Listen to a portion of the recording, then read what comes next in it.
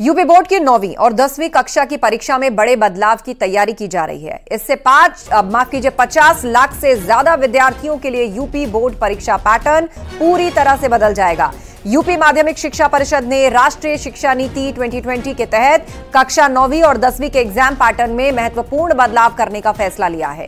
ये बदलाव शैक्षणिक सत्र 2025-26 से लागू होंगे और इस बदलाव के अंतर्गत जहां अभी तक छात्रों को केवल 6 विषयों की परीक्षा देनी होती थी, वहीं अब उन्हें 10 विषयों में परीक्षा देनी होगी। इस नए पैटर्न के मुताबिक सभी छात्रों के लिए 3 भाषाओं की पढ़ाई अनिवार्य होगी।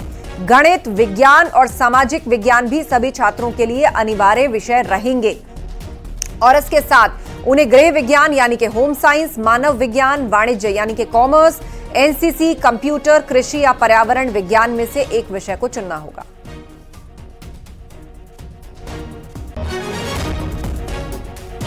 तो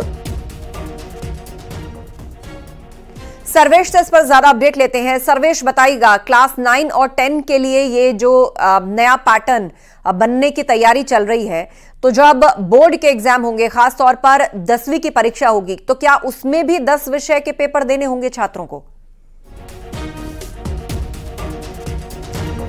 तो चर्चा करेंगे, लेकिन एक बार फिर से आपको बता दें, 9वीं और 10 विषयों की पढ़ाई कराई जाएगी। परीक्षा पैटर्न में बदलाव होगा। 2025-26 सेशन से इसको लागू किया जाएगा। 3 भाषाओं की पढ़ाई अनिवार्य होगी। कुछ कंपलसरी सब्जेक्ट्स भी बनाए गए हैं और कुछ ऑप्शनल सब्जेक्ट्स भी बनाए गए हैं। यूपी बोर्ड से जुड़ी हुई ये बड़ी खबर है। इस पर मंथन चल रहा है कि क्लास 9 और क्लास 10 के एग्जाम पैटर्न को बदला जाए। सर्वेश से इस पर अपडेट लेते हैं। सर्वेश, क्या 10वीं यानी बोर्ड क्लास के बच्चों को भी 10 सब्जेक्ट्स के एग्जाम देने होंगे? क्या जानकारियां? देखिए, अभी बहुत स्थिति स्पष्ट नहीं है, लेकिन राष्ट्रीय शिक्षा नीति न्यू एजुकेशन पॉलिसी 2020 है, उसके तहत यूपी बोर्ड ने कई बदलाव किए हैं।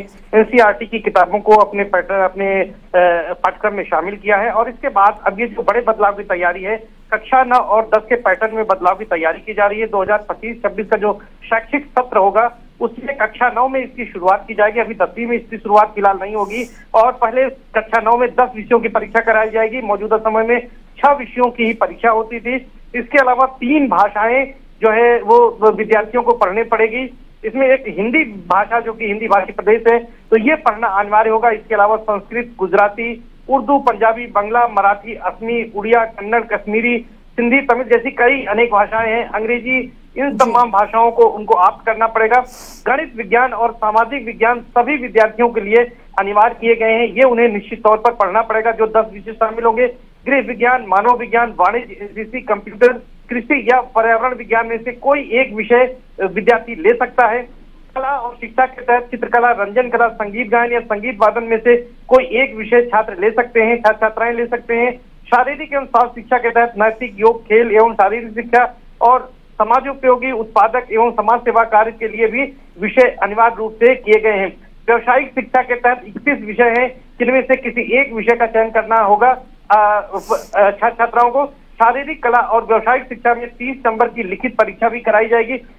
ये जो तमाम बदलाव किए जाने हैं, ये चरणबद्ध तरीके से यूपी बोर्ड की ओर से लागू किए जाएंगे। 29 जून तक सभी हितधारकों से, जो कि इसमें स्टेक होल्डर्स हैं, उनसे सुझाव मांगे गए हैं। यूपी बोर्ड की ईमेल आईडी पर लोग अपने सुझाव दे सकते हैं। यूपी बोर्ड के 27,000 में स्कूल, 27,000 से ज्यादा स्कूल हैं जो उससे संबद्ध हैं।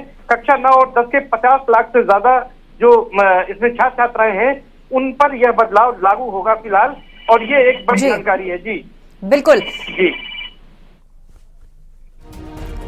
और साथ ही सर्वेश, ये भी कहा जा रहा है कि 3 भाषा के फॉर्मूले में बदलाव होगा, यानी 3 लैंग्वेजेस कंपलसरी होंगी। क्या कोई फॉरेन लैंग्वेज भी होगी जो पढ़नी होगी छात्रों को? नहीं, अभी कोई फॉरेन लैंग्वेज इसमें नहीं है। जो अलग अलग प्रदेशों की जो भाषाएं हैं, प्रादेशिक भाषाएं हैं, फिलहाल उनको शामिल करने की बात की जा रही है। इसमें मैंने जैसे बताया कि संस्कृत, गुजराती, उर्दू, पंजाबी, बांग्ला, मराठी, असमी, उड़िया, कन्नड़, कश्मीरी, सिंधी, तमिल, तेलुगु, मलयालम, नेपाली और पाली, अरबी, फारसी और अंग्रेजी, इनमें से 2 भाषाएं कोई भी आप कर सकते हैं विद्यार्थी। तो इस तरह से जो नई शिक्षा नीति है, उसका यह उद्देश्य है कि ज्यादा से ज्यादा पाठ्यक्रम को रोजगार परक बनाया जाए, छात्रों की जो प्रतिभा है उसको निखारा जाए, उनमें विशेष योग्यता और दक्षता लाई जाए। इन तमाम प्रयासों को लेकर लगातार यूपी बोर्ड ने पिछले कई वर्षों से कई बदलाव किए हैं। एनसीईआरटी का जैसे मैंने बताया कि पैटर्न लागू किया गया है। हाँ। इसके अलावा परीक्षाओं को कम समय में और कम समय में रिजल्ट को दिया जा रहा है। बच्चों को अच्छे अंक मिले, इसको लेकर लगातार प्रयास किए जा रहे हैं। और इस तरह से ये जो बदलाव है ये इसी तरह से है कि बच्चों को पाठ्यक्रम छोटा होगा और 10 अगर परीक्षा प्रश्न पत्र देंगे तो अलग अलग पाठ्यक्रम हो जाएंगे और बच्चों को अलग अलग विषयों की जानकारी भी होगी और उन पर बिल्कुल इस सबको ध्यान में रख करके ये नया पैटर्न डिजाइन किया जा रहा है और उसको 2025-26 के सेशन से लागू किए जाने की तैयारी है। क्लास 9 और 10 में 10 विषयों की परीक्षा होगी। 3 भाषा के फॉर्मूले में बदलाव किया जा रहा है और बहुत से बदलाव हैं, आप नजर बनाए रखिए। जानकारी के लिए शुक्रिया सर्वेश।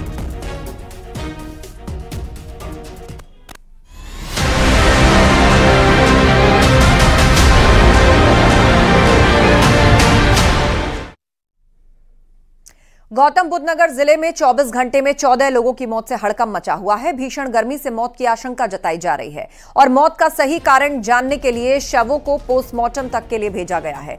पोस्टमार्टम के बाद मौत की वजह का पता चलेगा। 7 शवों की अब तक पहचान नहीं हो पाई है। जिला अस्पताल की सीएमएस डॉक्टर रेणु अग्रवाल ने इसकी पुष्टि की है और कहा है कि 24 घंटे में 14 शव जिला अस्पताल लाए गए हैं।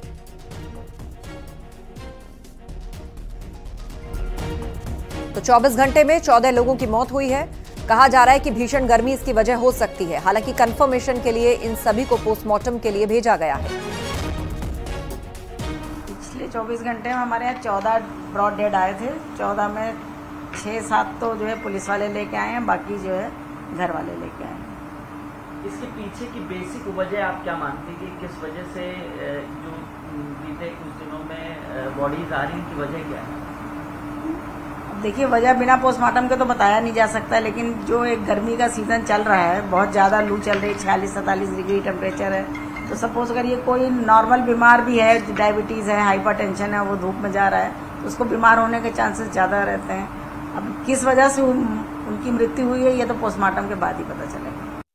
दिल्ली एनसीआर में भीषण गर्मी पड़ रही है। तापमान 45 के पार है और आपको बता दें आंकड़े भी चौंकाने वाले हैं। गौतम बुद्ध नगर पुलिस कमिश्नरेट की तरफ से कुछ आंकड़े जारी किए गए थे जिसमें थानावार करीब 14 शव की पुष्टि हुई थी जो अज्ञात मिले थे, जिनमें से कुछ उनको जिला अस्पताल भेजा गया है। जिला अस्पताल में सीएमएस से बातचीत की गई तो उन्होंने भी स्पष्ट किया है कि 14 के करीब शव यहां पर पहुंचे हुए हैं, जिनमें प्रथम दृष्टया ऐसा मालूम पड़ता है कि गर्मी लगने की वजह से, लू लगने की वजह से उनकी मौत हुई है, लेकिन पोस्टमार्टम के बाद ये स्थिति स्पष्ट हो पाएगी। इस समय हम जिला अस्पताल में ही हैं और आपको बता दें यहां पर पिछले 24 घंटे में 14 के करीब शव पहुंचे हुए हैं और साथ ही जो ओपीडी है, जनरल ओपीडी, यहां पर 2500 से 3000 के करीब है। यानी जो मरीज हैं उनकी संख्या लगातार बढ़ रही है और उसमें भी डायरिया, लू और इसके अलावा वायरल फीवर के मरीज यहां लगातार पहुंच रहे हैं। जिला अस्पताल की सीएमएस ने लोगों से अपील भी की है कि घरों से बेवजह ना निकलें और साथ ही अगर निकल रहे हैं तो उपाय करके निकलें, पानी 24 घंटे रखें, डिहाइड्रेट ना हो और सबसे जरूरी है कि बाहर का जो भोजन है, बाहर का खाना, उसको अवॉइड करें। फूड पॉइजनिंग होगी तो ये सेहत के लिए बेहद नुकसानदायक है, लिहाजा घरों में ही रहें, बेवजह घरों से ना निकले। 1 सप्ताह की और बात है, उसके बाद तापमान में गिरावट दर्ज करने की बात कही गई है और फिलहाल येलो अलर्ट जारी है, लिहाजा अपना ख्याल रखें। कैमरामैन संजीव के साथ हिमांशु शुक्ला, न्यूज़ 18 नोएडा।